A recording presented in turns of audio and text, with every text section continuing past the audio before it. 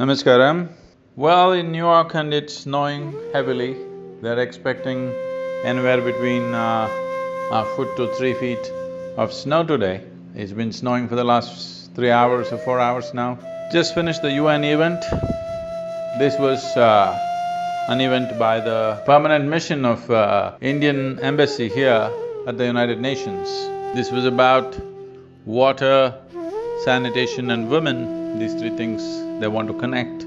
Because tomorrow is a World Water Day and they are launching a 10-year or a decade of action for water conservation, and water conservation and water is seen as a part of an important part of sustainable development goals.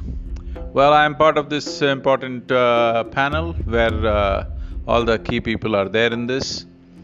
This is towards action for the next 10 years, what we need to do, how to engage the people. As a consequence of Rally for Rivers, we have brought this awareness in the world. Without a mass movement, there's really no solution. Governments may do things, companies can do things, individual people and NGOs can do whatever they do, all of it is useful, but without engaging people in a mass scale, there's really no solution. This has gone home very well with Rally for Rivers and that's why we are here. And tomorrow is going to be an interesting panel discussion at the United Nations, which is under the umbrella of United Nations, not by the Indian mission. Right now, I could send you a few pictures of what's happening outside. The snow is coming down pretty heavy and all schools are closed, transportation is not working, most of the taxis are out, Uber is not functioning. In spite of that, the hall got filled up today and a very enthusiastic response from variety of people who attended today's meeting. This has been driven home very clearly that Rally for Rivers is a very effective way of looking at water solutions. In the sense, even in today's meeting, I drove this home that if we want solutions for water, if we want water available to everybody, one of the most important things we need to understand is that there must be sufficient vegetation, there must be sufficient forests. If forest is not possible, at least tree cover. Without vegetation, there is no way tropical part of the world will have the needed water, because in the temperate part of the world, there is snowfall as it is happening right now in New York City, heavy snowfall. Similarly, everywhere else in the temperate nations or in the temperate lands of this world, snow sits on the ground for 2 to 3 months and slowly drips down and fills all the aquifers and everything. But in a tropical land like India, only 45 to 50 days of rain or precipitation happens. What falls down or what comes down in 45 days, we have to preserve and sustain for the next 365 days, the whole 365 days. So this can only happen if there is necessary vegetation and rich organic content in the soil. So this point has gone home very well and this has been taken note of in a big way. And right now in India, there are serious efforts after the Rally for Rivers. Many states are going on overdrive. Karnataka is going for 25 crores of trees, Maharashtra is going for over 50 crore trees, and Telangana is going for over 90 crore trees. Andhra Pradesh is talking about converting 50% of its agricultural land into horticulture, and UP, the Ganga basin, there are serious plans for plantation, of which we will be a part of. So all this happening, and thanks to all the people, the millions of people who participated in Rally for Rivers, especially for the little school children, with such enthusiasm they did all that they did for Rally for Rivers, and every volunteer and everybody else who participated, who made this happen. And today there is a movement in the world towards this.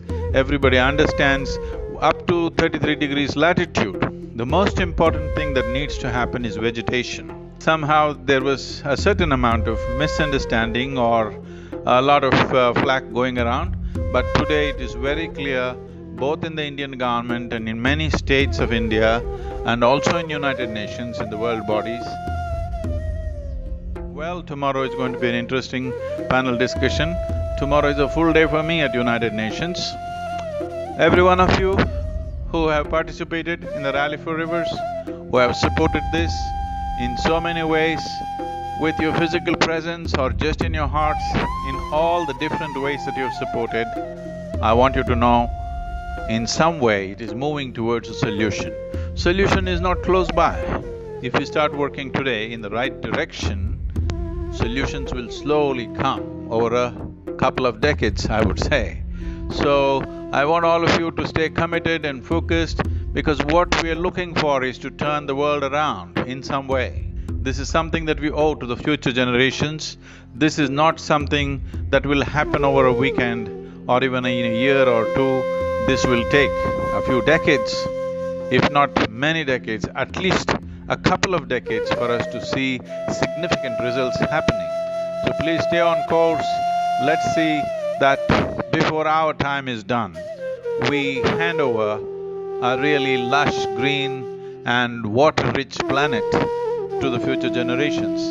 This is a commitment that we must take, this is a commitment that we must fulfill for the generations to come, because this is something that we owe for life that's after us, because our time here is just a little time. We have no right to take away everything from this planet, but our lifestyles, our existence, our technologies, our needs, our market needs, our economic needs have multiplied, and we can't turn everything around. But one thing we can do, make sure there is substantial vegetation on the planet, that whatever nonsense we do, still the planet is capable of withstanding if all the other life survives. This must be understood, that every other life on this planet is eco-friendly except the human being. So the human footprint has become so much that all the other life, the life in terms of worms, insects, birds, animals, all of them are withdrawing in a big way. There is a sad picture going around, it's a tragic day that a species that has lasted for 1,000,000 years comes to an end simply because of us, of human beings like you and me. So, it is important that we create enough space for every other creature, because they are the true eco-warriors. The worms that you see, the insects that you see, the birds and animals that you see, and the trees that you see, these are the genuine eco-warriors. We just have to make space for them. So this is what we are trying to bring home if we create enough habitat by creating trees and moving our agriculture, at least in a significant part, from crop-based agriculture to tree-based agriculture. This is where the solutions are. First of all, to ensure that this boogie of ecology means it's against our economy. This has to go. This is the fundamental goal of Rally for Rivers, that ecology and economy can go hand in hand. It is just that we have to learn to do our economy in a gentler and more inclusive way that includes all life on this planet. So, be with me. Tomorrow is an important day for Rally for Rivers, because in the UN, many things are going to be taken note of, and the recommendations in the Rally for Rivers are very relevant for all tropical nations on the planet. So, UN is looking at it very keenly. Let us see where it goes. Thank you very much. Namaskaram. I wish you were here to see this fantastic snowfall that's happening in New York City today.